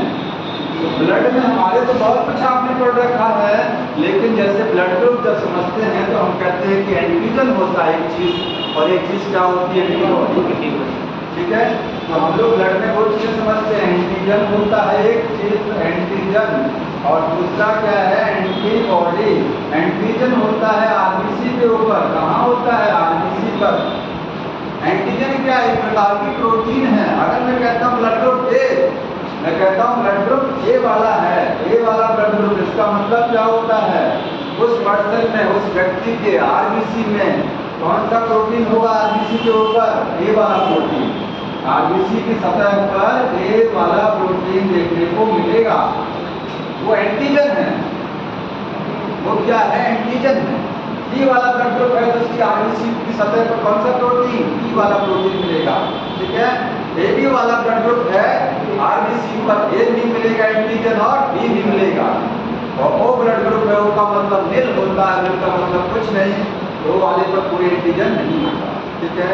और एंटीबॉडी कहाँ होती है, एंटीजन होता है ऑन आरबीसी, और एंटीबॉडी कहाँ होता है, प्लाज्मा। प्लाज्मा में एंटीबॉडी रहती है, ध्यान रखिए। ठीक है। अब एक टेबल पर आ जाते हैं, एक उसमें टेबल दिया हुआ है चारों ब्लड ग्रुप को कि कौन सा ब्लड किसको दिया जा सकता है और किससे कौन सा ब्लड दिया जा सकता है। ठीक है। हटा देना, ए ब्लड ग्रुप बी हो गया, ए बी हो गया और ओ हो गया। ठीक है। इसमें एंटीजन कौन सा होगा, ए, उसने लिखा तो में एंटीजन कौन सा हो गया यहाँ पर, ए वाला। इसमें एंटीजन बी, एंटीजन यहाँ दोनों हो गया और यहाँ नील हो गया। एंटीबॉडी, एंटीबॉडी, एंटीबॉडी कौन सा होगा, बी। इसमें लिखा तो उसमें एंटी बी, तो आप एंटी बी कोई बात नहीं है, लिखेंगे एंटी बी। याद रखिए, अगर कैपिटल भी लिखना है तो एंटी भी लिखा जाएगा। कैपिटल भी लिखना है तो क्या लिखा जाएगा, एंटी भी, और इसको आप स्मॉल लेटर में लिख सकते हैं बी। कहीं पढ़ा क्या होगा कि एंटीबॉडी कौन सी है, ए वाले ब्लड ग्रुप में एंटीबॉडी होता है बी, तो बी को अगर आप स्मॉल लिख रहे हैं तो आगे एंटी नहीं लगाया जाएगा, आगे एंटी शब्द नहीं लगाएंगे। एंटी लिखा है तो फिर कैपिटल भी लगाना पड़ेगा, नहीं तो केवल खाली बी लिख देंगे, फिर एंटी नहीं लगाएंगे। ठीक है। ऐसे यहाँ पर क्या हो गया, एंटी ए हो गया, इसी को ए बोलेंगे स्मॉल। यहाँ पर मिल है, कुछ नहीं है, यहाँ पर दोनों है, एंटी ए भी है और एंटी बी, मतलब दोनों टाइप के एंटीबॉडी है।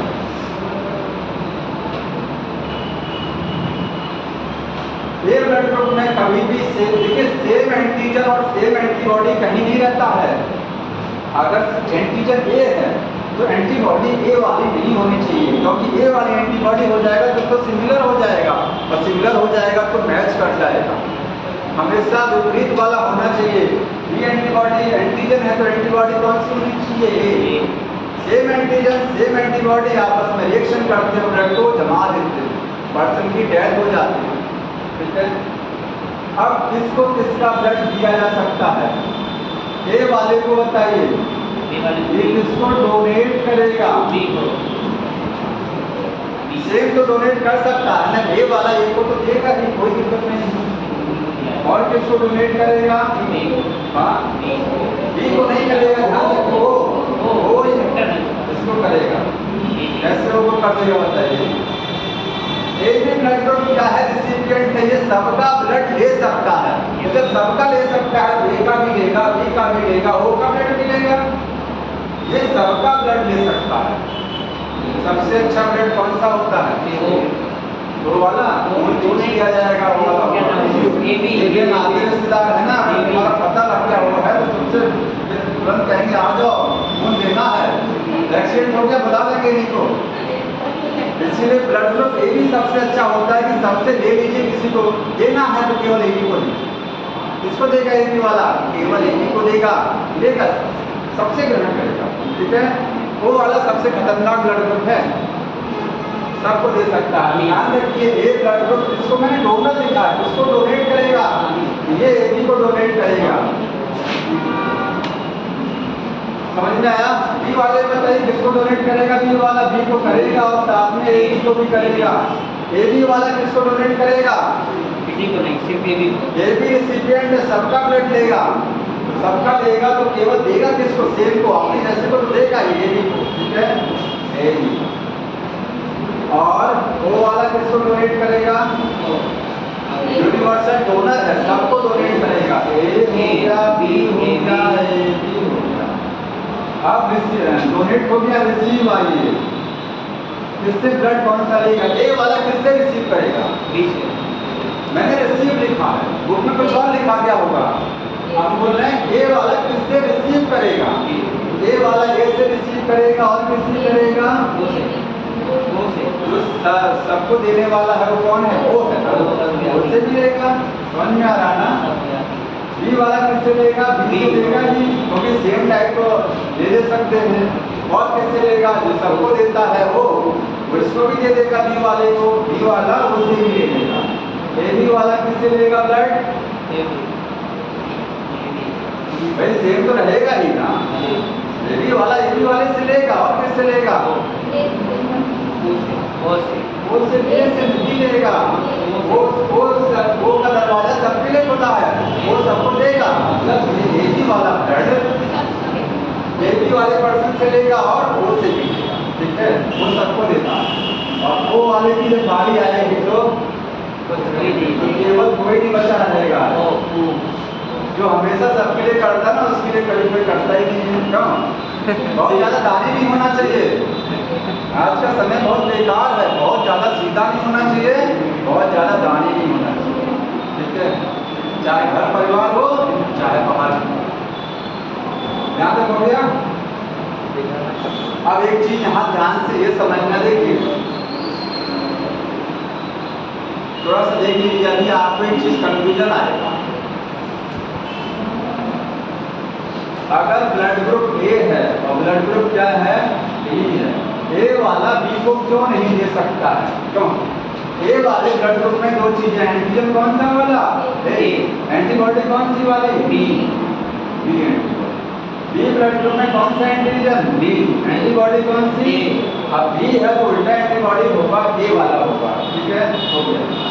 क्यों नहीं दे सकता समझ लीजिए, अगर ये इसको ब्लड देगा तो जैसे इसका ब्लड बी में जाएगा तो ए वाला एंटीजन यहाँ है और एंटीबॉडी देखिए ये है, same antigen same antibody, blood जम जाएगा। अपने जैसे जोड़ीदार मिल गया ना, बी एंटीजन है तो बी एंटीबॉडी भी तो है।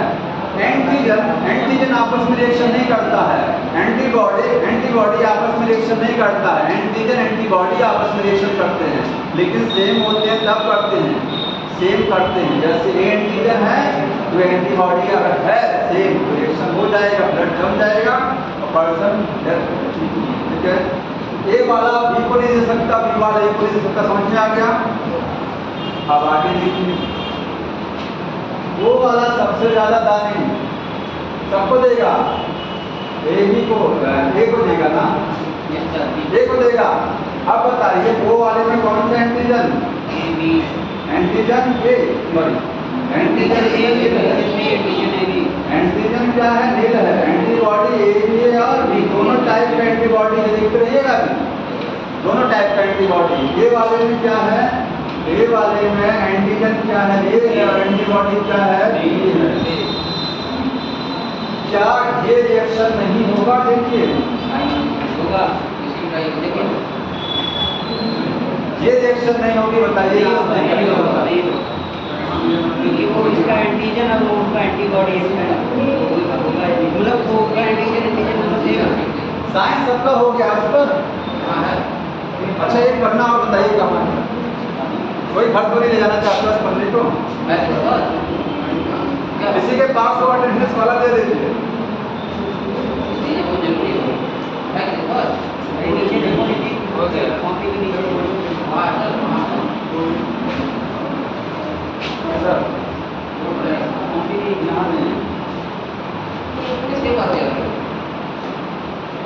सर के पास सर यही गए सर लेकर गए। हाँ एक सर ले गए थे, 20 वाले सर, कोई बात नहीं। आप बताइए यहाँ देख करके, क्या ये वाली परिस्थिति संभव है? ये वाला एंटीजन ये एंटीबॉडी है, जो छोटा लेटर में लिखा जाता है वो एंटीबॉडी होता है, ये एंटीबॉडी ये एंटीजन सेम है ना, ब्लड क्लॉट करेगा कि नहीं करेगा? नहीं। तो कैसे दाता बन गया?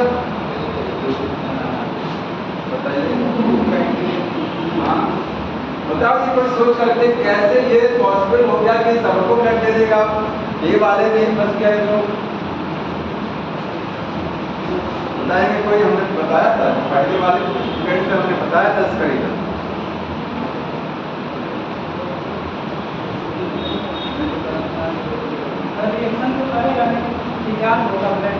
आधा आंसर दिया है, रिएक्शन नहीं करेगा, डिजॉल्व हो जाएगा बस, ठीक है, आधा सही है, बैठ जाइए। जैसे होता है ना समुद्र में एक गिलास पानी डाल दो, एक बाल्टी डाल दो, कोई फर्क नहीं पड़ने वाला, वैसे यहाँ सिस्टम है। देखिए इसका ब्लड इसको दिया जा रहा है, इसका ओ वाले का ब्लड ए में जा रहा है, ओ वाले का ब्लड ए में दिया जा रहा है। तो जब इसका ब्लड यहाँ दिया जाएगा, मतलब डोनर कौन हुआ यहाँ? यहाँ डोनर हुआ ए। तो डोनर का जो ब्लड है, ठीक है, डोनर हुआ ओ, इसके ब्लड में एंटीबॉडी कौन सा था? ए और बी दोनों था। और रिसिपिएंट जो है, रिसिपिएंट जो था वो क्या था? ये था। इसमें ए एंटीजन और बी एंटीबॉडी। इसका एंटीबॉडी जब इसके ब्लड में जाएगा तो कोई असर नहीं करेगा, भूल जाएगा, भूल जाएगा। डोनर, हम किसी को ब्लड दे रहे हैं तो हमारा एंटीजन मायने रखता है, हमारा एंटीबॉडी कोई मायने नहीं रखता है, क्योंकि एंटीबॉडी जिसके खून में जाएगा उसके खून में डिसॉल्व हो जाएगा, भूल जाएगा, कोई असर नहीं करेगा। समझ रहे हैं ना? डोनर का केवल और केवल एंटीजन ही कंसीडर किया जाता है, डोनर का एंटीबॉडी हम लोग कंसीडर नहीं करते, निगलेक्ट मान के चलते हैं, कोई असर नहीं करता, क्योंकि वो रिसिपिएंट के ब्लड से जाकर के डिसॉल्व हो जाता है। समझ आ रहा है?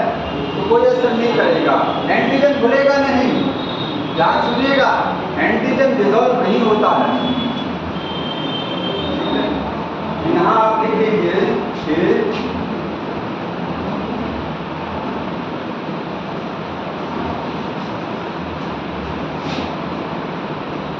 जब ब्लड चढ़ाया जाता है उसको बोलते हैं ब्लड ट्रांसफ्यूजन।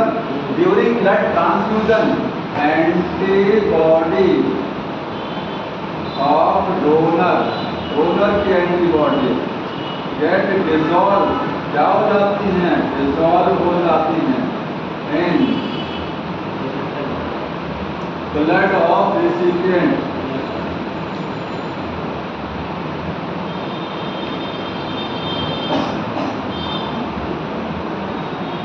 रिसिपिएंट के ब्लड में जाकर के केवल और केवल एंटीबॉडी डिसॉल्व होगा, एंटीजन नहीं, ठीक है। इसीलिए दस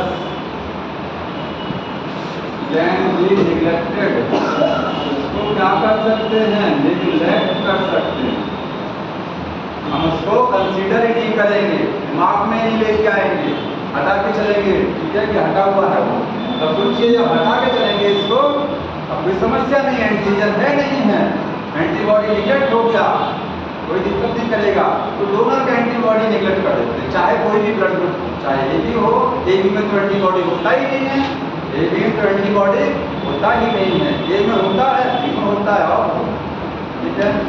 इससे आपका सारा मैचिंग हो जाएगा, अदरवाइज मैचिंग नहीं हो पाती है। ये ब्लड ग्रुप में ये वाला हो गया। आगे देखिए RH वाला और समझ लीजिए थोड़ा सा, RH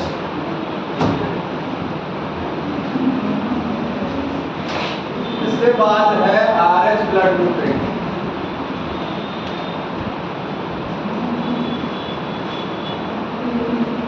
RH पढ़ा होगा, ब्लड है A positive, B positive, negative positive होता है ना, 4 तरीके के ब्लड ग्रुप होते हैं। उसके बाद भी क्या होता है? उसमें पॉजिटिव नेगेटिव भी होता है। तो पॉजिटिव नेगेटिव क्या है? RH फैक्टर की वजह से होता है। RH जैसे अगर किसी का ब्लड ग्रुप क्या है, किसी का ब्लड ग्रुप अगर ए है तो उसकी RBC पर क्या होगा? ए वाला एंटीजन, कौन सा वाला एंटीजन होगा? ए, ठीक है। और अगर मैं कह रहा हूँ कि ये ए है और कौन सा वाला ये है? ए पॉजिटिव है, इसका मतलब इसकी RBC पर एक RH एंटीजन भी मिलेगा, एक एक्स्ट्रा एंटीजन मिलेगा, उसको क्या बोलेंगे? RH antigen. तो जिसके ब्लड में RH एंटीजन होता है वो RH पॉजिटिव होता है, ब्लड ग्रुप क्या हो जाता है? पॉजिटिव। और जब RH एंटीजन नहीं है तो ब्लड ग्रुप क्या हो जाएगा? नेगेटिव, ठीक है। तो यहाँ लिख देंगे RH पॉजिटिव, यहाँ पर RH एंटीजन है।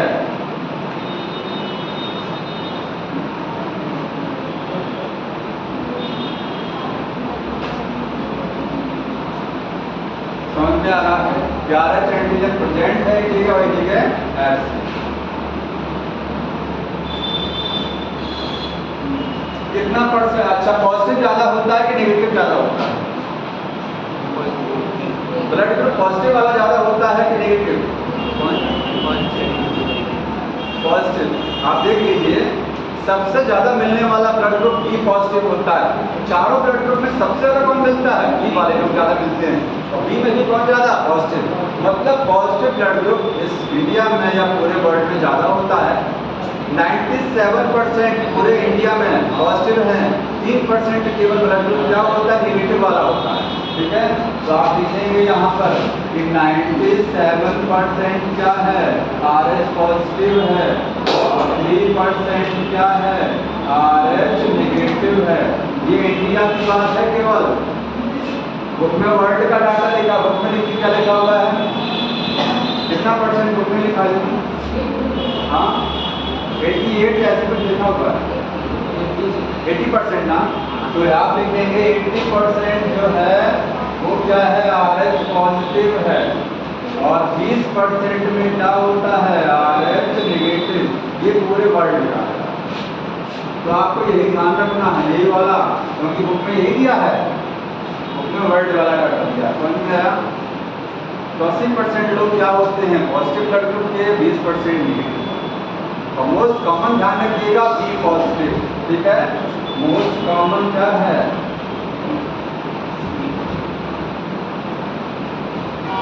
B positive blood group. अगर आपको नहीं भी ध्यान है ना, किसी को बताना कौन सा ब्लड ग्रुप होगा, तो आइडिया से कौन सा बता सकते हैं? बी पॉजिटिव, क्योंकि ज्यादातर यही होता है। ये पॉजिटिव नेगेटिव वाला झंझट हो गया।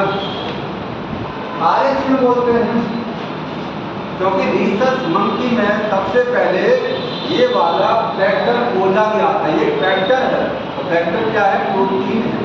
RH फैक्टर 11 प्रोटीन किसके ब्लड में सबसे पहले खोजा गया? मंकी में। लिखेंगे डिस्कवर्ड किया गया था an rhesus monkey. Rhesus monkey में सबसे पहले इसको डिस्कवर किया। यहाँ वाला मंकी नहीं है, ये मंकी रीसस मंकी नहीं। समझ में आया? तो क्या है? बोर हो गए हैं? हाँ, तुम लोग पढ़ते पढ़ते बोर हो जाते हैं या पढ़ाते पढ़ाते बोर नहीं होते हैं? क्यों? अगर कहोगे 3 घंटा हम पढ़े, हम 1.5 घंटा पढ़ाए, है ना? ये भी तो है ना। क्यों? तो हम सुबह से पढ़ाते हैं, हम लोग सुबह से पढ़ाना रहता है। 5 मिनट और है। एक चीज और देख लीजिए, इसको खत्म कर रहा हूँ, ज़्यादा देर नहीं है। RH पॉजिटिव और नेगेटिव में क्यों पढ़ते हैं? आखिर इसको पढ़ते क्यों हैं? तो इससे एक समस्या होती है। अगर RH पॉजिटिव केस है, ठीक है, RH फैक्टर कहाँ RH फैक्टर कहाँ ध्यान रखना जरूरी है? कहाँ कंसीडर? जैसे शादी होती है, गोत्र मिलाए जाते हैं। क्या मिलाए जाते हैं? गोत्र, ठीक है। हाँ, कास्ट होती है उसमें गोत्र। कभी कोई ब्लड ग्रुप नहीं मिलाता है। ब्लड ग्रुप भी मिलाना चाहिए कि आप पॉजिटिव हैं कि नेगेटिव हैं। ए और बी से मतलब नहीं है पॉजिटिव है कि नेगेटिव है, क्योंकि अगर हस्बैंड पॉजिटिव है और वाइफ नेगेटिव है तो थोड़ी समस्या हो सकती है। अगर सावधानी नहीं बरती गई तो कहाँ होगा?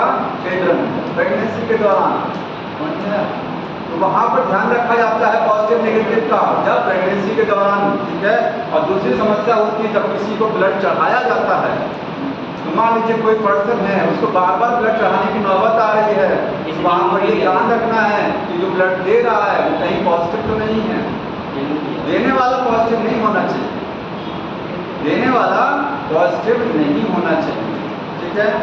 जो ब्लड दे रहा है अगर वो पॉजिटिव है तो उस केस में फिर डॉक्टर को प्रिकॉशन लेना पड़ता है।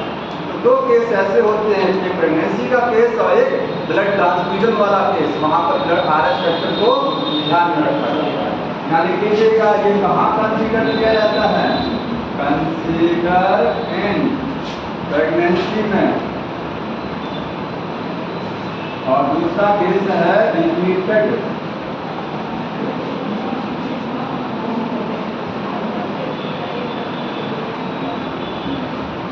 देखिए अगर एक बार ब्लड चढ़ाया गया है तो ध्यान नहीं रखना है, बार बार ब्लड चढ़ाया जा रहा है तो आपको इसको ध्यान रखना पड़ेगा। और प्रेगनेंसी पहली बार हो रही है तो कोई समस्या नहीं होती है, पहली बार वाले में कोई नहीं है, सेकंड प्रेगनेंसी में दिक्कत आती है। तो सेकंड प्रेगनेंसी में किस प्रेगनेंसी की बात हो रही है, ठीक है, वो आपको बोलेंगे सेकंड वाले या थर्ड वाले हो सकती है। आपको इसका इलाज है ना, डॉक्टर के पास जाती हैं महिलाएं तो डॉक्टर पहले पूछते हैं लेडी डॉक्टर की पहला चाइल्ड है कि दूसरा वाला है। तो अगर पहला है तो कोई मतलब पहला केस है, कोई एक बार अगर हो चुका है चाइल्ड तो प्रिकॉशन लेना पड़ेगा। अगर फादर हस्बैंड पॉजिटिव है तो, अगर वाइफ नेगेटिव है तो वो आगे आपको कल समझाएंगे, ठीक है, उसमें आपको बताना टाइम लगेगा। वो नहीं समझ में आया यहाँ तक आ गया नाच वाला, हम समझा देंगे, यहाँ आज समझ में आ गया यहाँ तक, इसलिए आज भी समझा रहे हैं, उसमें थोड़ा टाइम लगेगा कल।